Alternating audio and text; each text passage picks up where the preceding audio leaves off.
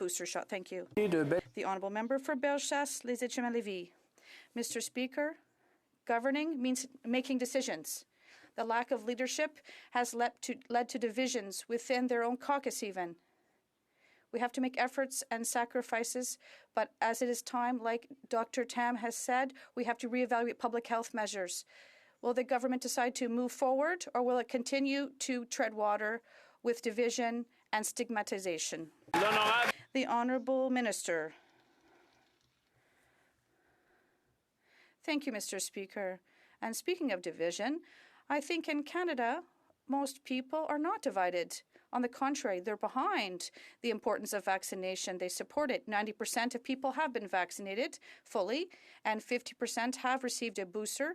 And every day, 150,000 Canadians are receiving their boosters, and 10,000 people have just received their first dose. And I would congratulate them on making the right decision to protect themselves and those they love. That's particularly relevant. Thank you. Member for Regina Louvain. Thank you very much, Mr. Speaker. Today at Ag Committee, the Canadian Pork Council stated that any interprovincial trucking vaccine mandate would be very damaging to the industry and producers. Mr. Speaker, this proposal wasn't even considered at the height of the pandemic. Now Canadians are lining the streets in Ottawa, they're clogging major economic arteries, and they're getting pressure to the Prime Minister in every direction to ask when we have a clear plan to move this country forward. I asked the Transport Minister, will he put on the record today that his government will not put forward an interprovincial trucking mandate for the trucking sector? That's a good question. Minister of Transport.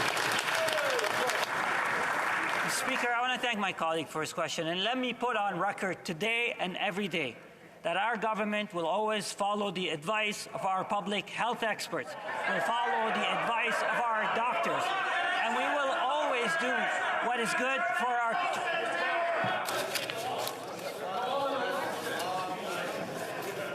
No, sit down. We're not done yet. We're waiting for some silence. I was silent, sir. Yes, you were silent. Nobody else was. The Honourable Minister of Transport. Mr. Speaker, I don't know why it upsets them when we say we follow public health advice. I don't know why it's so irritating for them. We will do what it takes to protect our truckers, to protect our transportation industry workers, and to protect our economy. And I know people are frustrated with public health measures, but we will do what's right because Canadians understand that this is for their own good and this is for the good of the... The Honourable Member for Regina Louvain. Thank you, Mr. Speaker, and I'm so happy to hear that answer.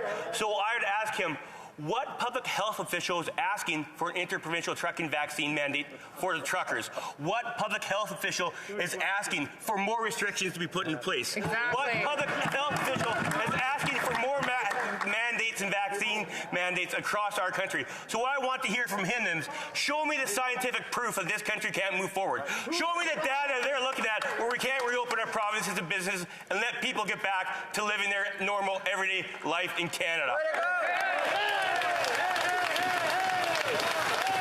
The Honourable Minister of Transport. Mr. Speaker, I know my honourable colleague knows that vaccines save lives, but I don't know if the honourable member can point out...